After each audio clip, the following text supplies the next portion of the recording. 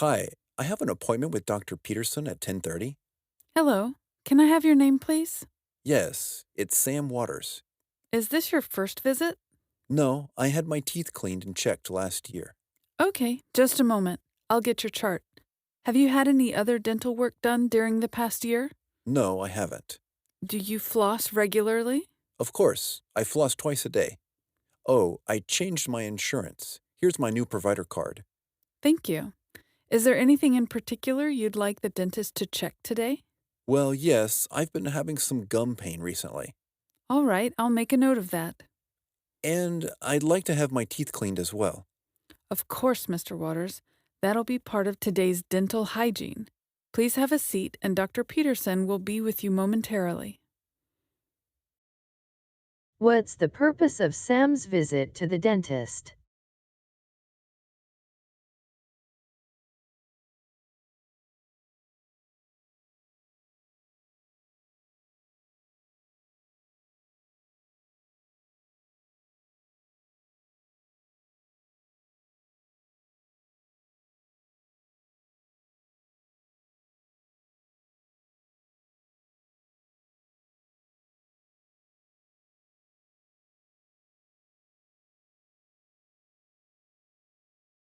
What procedure is already a part of today's dental hygiene?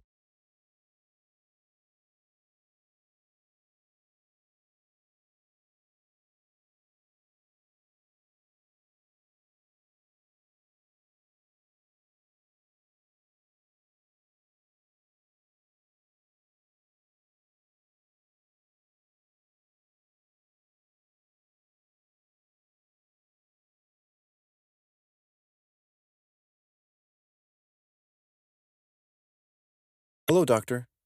Hello, Sam. How are you doing? I've been having some gum pain recently. Let me take a look. Please recline and open your mouth. That's good. How does it look? Well, there is some inflammation of the gums. I think we should also do a new set of x-rays. Is something seriously wrong? No, it's just standard procedure. It looks like you may have a few cavities as well. That's not good news. There are just two, and they look superficial. We need to take x-rays to identify tooth decay as well as check for decay between the teeth. I see. Here, put on this protective apron. Okay. Things look good. I don't see any evidence of further decay. Thank God. Yes, I'll just get these two fillings drilled and taken care of, and then we'll get your teeth cleaned. Thank you, doctor. Why does Dr. Peterson suggest for a new set of x-rays?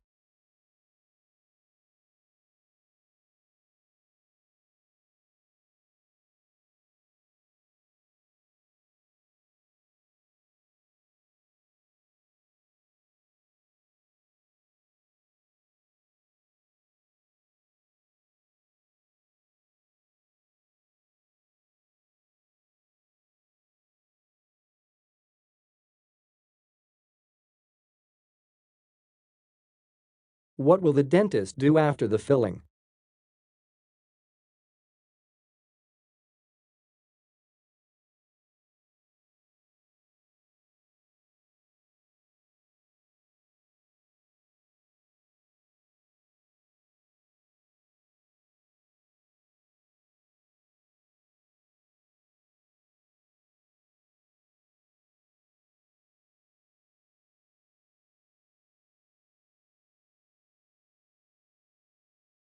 Why does the dentist ask Sam to wear the apron?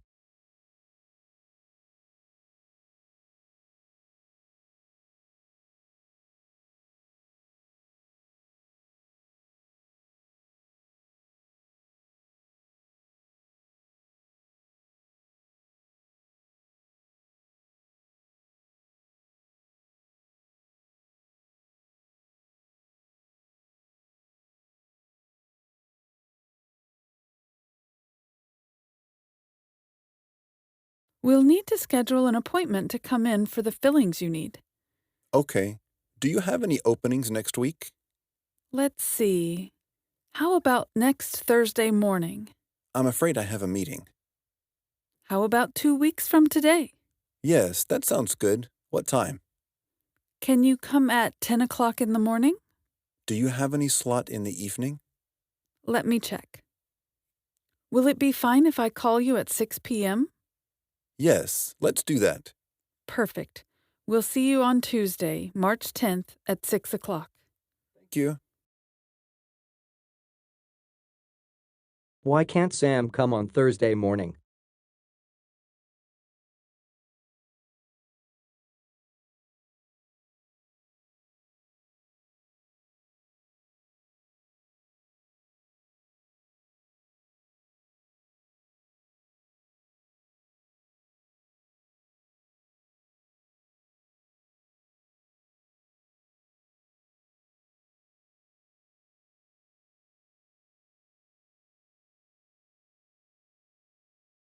Why will Sam visit the dentist on the 10th of March?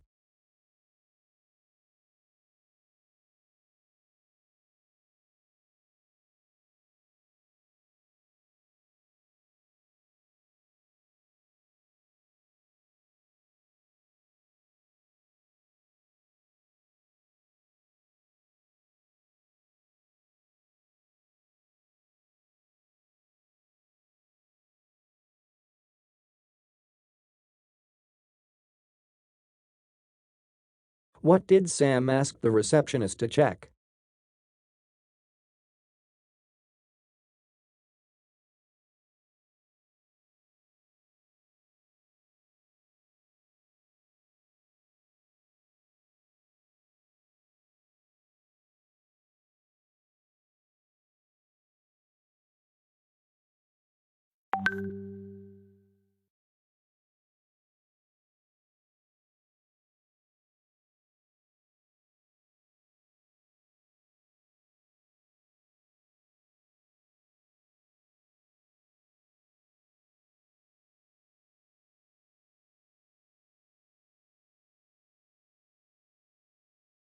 Oh, I am so happy. What is your good news? I got a promotion today. You are looking at the new supervisor of the marketing department.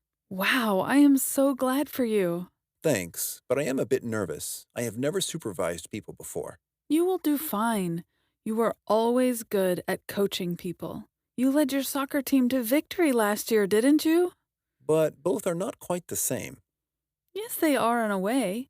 Being a supervisor means building a good team where members work well with each other as well as build a better work environment, too. Okay, Also, you need to find out what motivates your employees so that they perform better. Then there will be problem employees, too. So you need to know how to coach or how to counsel or even how to discipline them. this is the worst part of being a supervisor. Things will change, and your department needs to be able to adapt to changes also. Yes, I need to get my employees ready for technological changes as well. And if you come up with new ideas, you need to be able to sell your ideas to your boss and your employees, right? There is no need to come up with new ideas if you cannot convince people of their value. You need to set yourself out as an example for your employees. If I want to lead, then I need to prove that I am a good leader. All you need to do is change your leadership style a little bit in this new environment. Thanks for the note of confidence, Lucy. Why is Tom elated?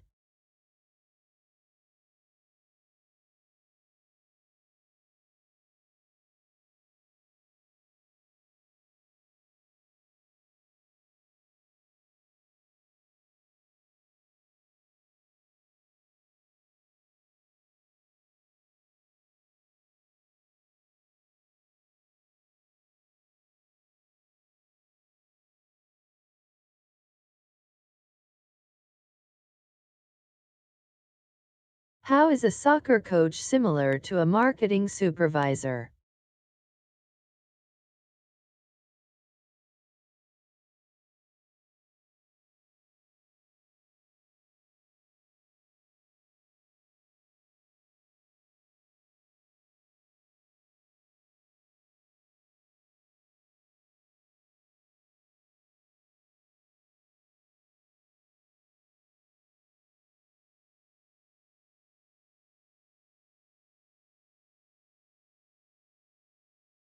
Why does Lucy suggest Tom to sell his ideas?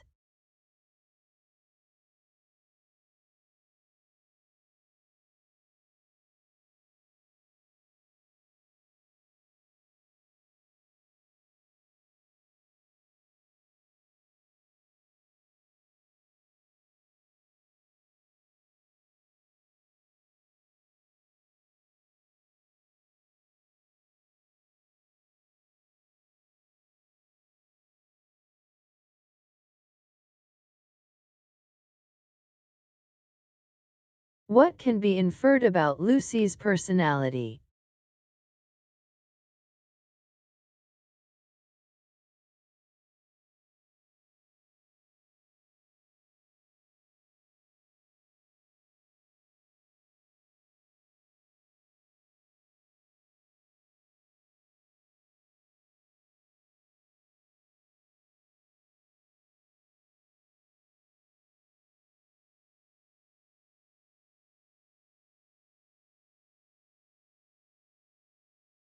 What should Tom do to ensure success of his team?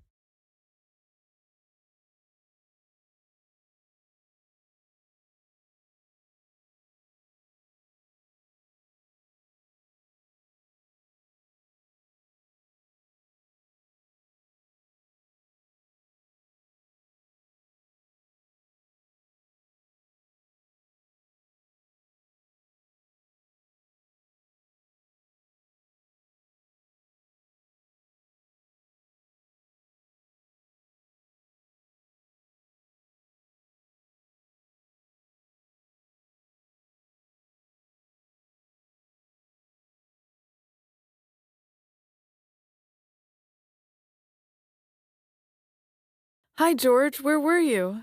I went into the library this afternoon to have a look at a newspaper, and I came across something really interesting. What? A book? No, a brochure from a summer festival, mainly Spanish music.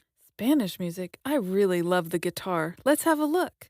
There's a group called Guitarrini who plays fantastic instruments, drums and flutes and old kinds of guitars. I've never heard anything like it before. Sounds great. Shall we go then? Yeah, but the only problem is there aren't any cheap seats. It's all one price. Well, in that case, we could sit right at the front. We'd have a really good view. But I think that if you sit at the back, you can actually hear the whole thing better. Yes. Anyway, we can decide when we get there. So let's book 2 tickets for Guittarini for this Sunday. Okay, if you're sure, £7 and 50 pence each is all right. I haven't quite decided, but I've noticed something on the booking form that might just persuade me. What's that then? Free refreshments. Really? Yes, look here. Sunday, 17th of June, ticket, £10, includes drinks and dry snacks in the garden. Sounds like a bargain to me. Yes, I'm sure Tom and Kieran would enjoy that too. Good heavens, £10 a ticket. I can see we're going to have to go without food for the rest of the week. We'll need to book 4. Wish we were students. Look, children, students, and senior citizens get a 50% discount on everything. If only. But on the flip side, watching a live concert is an experience of its own. After all, money's not the only thing. Yeah, rightly said. What caught George's attention in the library?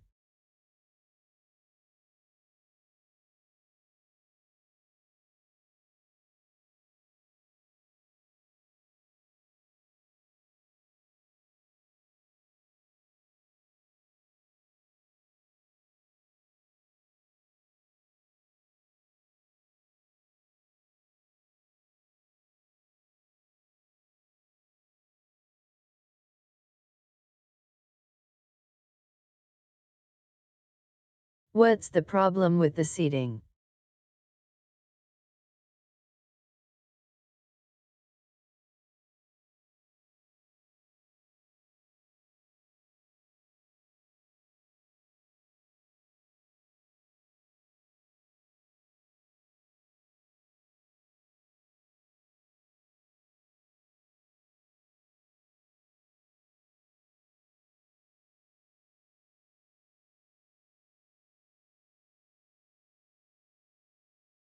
When Nina says sounds like a bargain, she means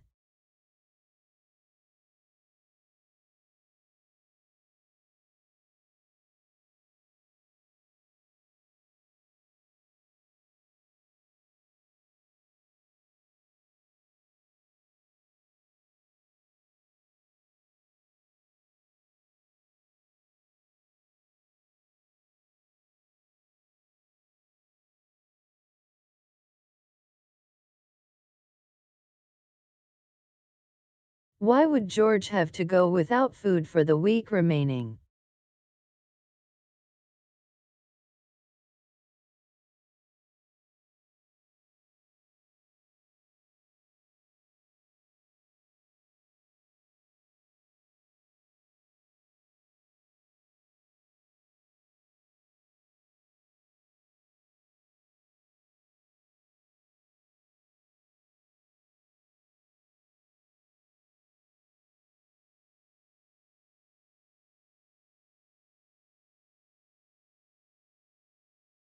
What is the benefit of sitting at the back?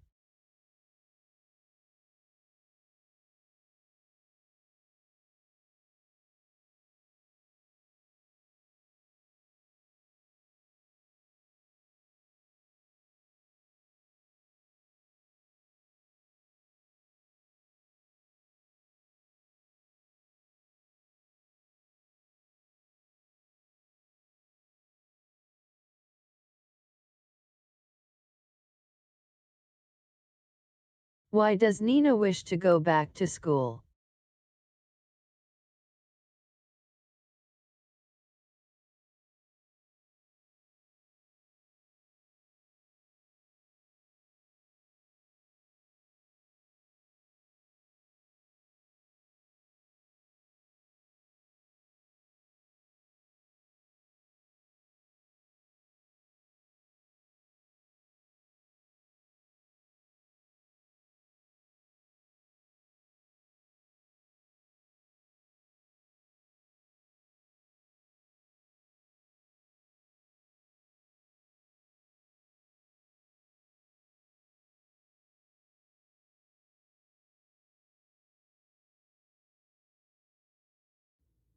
A woman has said she was left alone on an Air Canada plane after falling asleep during a flight. Tiffany Adams said she fell asleep while flying from Quebec to Toronto on 9 June. When she woke up, she was freezing cold and still buckled into her seat, but the aircraft was parked. She said she had experienced recurring night terrors since the incident took place. Air Canada has confirmed the incident occurred and is investigating. Ms. Adams said on Facebook that she woke up around midnight, a few hours after the flight landed, freezing cold, still trapped in my seat in complete darkness. She said the experience was terrifying. Ms. Adams managed to call her friend Deanna Dale to let her know where she was when her phone died less than a minute into the call. She was unable to charge her phone as the plane had been shut down. Ms. Dale called Toronto Pearson Airport and told them of Ms. Adams' whereabouts. While she was on board, Ms. Adams managed to locate a torch in the cockpit of the plane and attempted to attract attention. She was found by a luggage cart operator who she claimed was in shock. Ms. Adams said that Air Canada staff offered her a limousine and a hotel, but she declined, wanting to return home as quickly as possible. She added that representatives from Air Canada had called her twice as part of the investigation and apologized.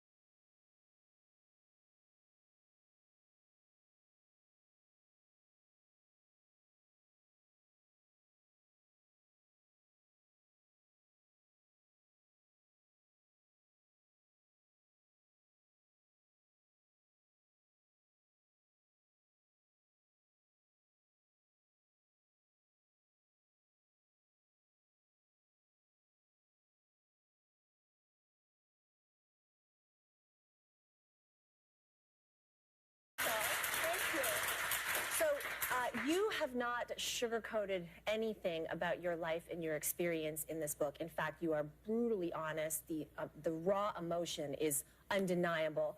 Why go there? Well, thank you. I was compelled to write this book, I think, because after Steve's accident, I was looking for a book for comfort, and I couldn't find one that represented our experience, at least in the Canadian military. So I wanted to write my own. And I also wanted to demystify the romanticism that we see often on the news about military marriages and, you know, the embrace. It's not just the beautiful embrace. There's so much more to that. There's a lot of complexities.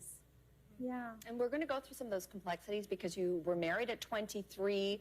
Steve went on to do 4 tours overseas, including one in Afghanistan as well. And so we're on the outside looking in. So take us there a little bit. Paint that picture for us, what it looks like in that cycle where there is the preparation to be deployed, and then there is the goodbye, and then you have to adjust to life on your own, and then there is the return. And you're doing that over and over and over again throughout your lifetime. Take us on the inside. Yeah, there's a lot of pushing and pulling, of building walls and trying to take them down. And, you know, we usually know about a year ahead about the deployment. So that date is always on the calendar, and you're dreading it. And then as it gets closer, you start to argue a lot more. You start to pick on each other maybe a little bit more because you want to build that wall because it's easier. And it's painful to say goodbye. And then when they're gone, well, it takes a little while to get into your zone, but you do find it. For me, a lot of it is staying away from the news. I go on news fasts. And then I just try to take care of myself. And then the trickiest part, I think, is when they come home, when you're preparing for them to come home, you're worried. You hope that you can still find a way back to each other. You hope that they still love you or that you still feel the same way when you see them, because it's been 6 months. Or sometimes even longer. So there's that pushing and pulling all the time in the relationship. Let's talk, Danielle, a little bit about the day you found out about Steve's accident. He was at CFB Trenton. He was completing a parachuting course there. You were an elementary school teacher. You were at school. Right. And then a call came through. Pick it up from there. Yes, last day of school, I didn't have the students. It was a PD day, and I heard my name on the intercom at M. Fraser Line 1. That was my maiden name I used back then. And I walked to the office. It took 45 seconds, and in those 45 seconds, I had no idea how much my life was going to change. I got to the office, and the secretary handed me the phone and said, "It's the military." And right away, I knew it was bad news, because they never call if it's good news. And I learned that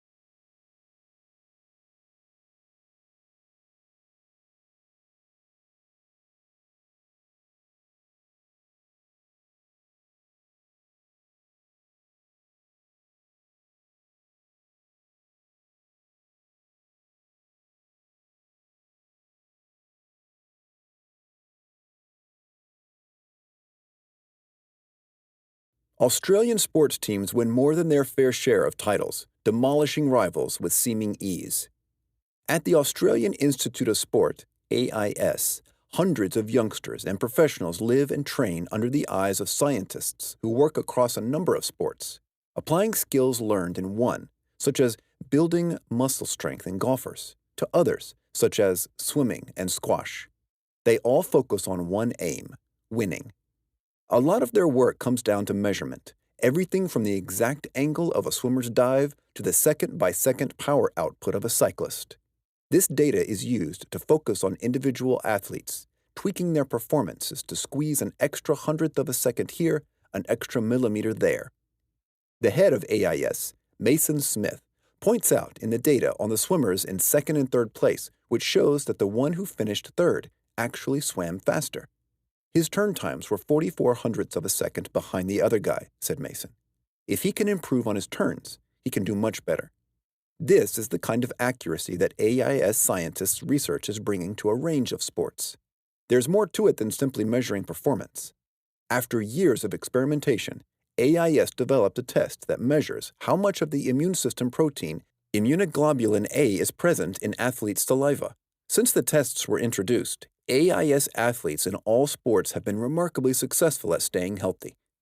Well before a championship, sports scientists and coaches start to prepare the athlete by developing a competition model based on what they expect will be the winning times.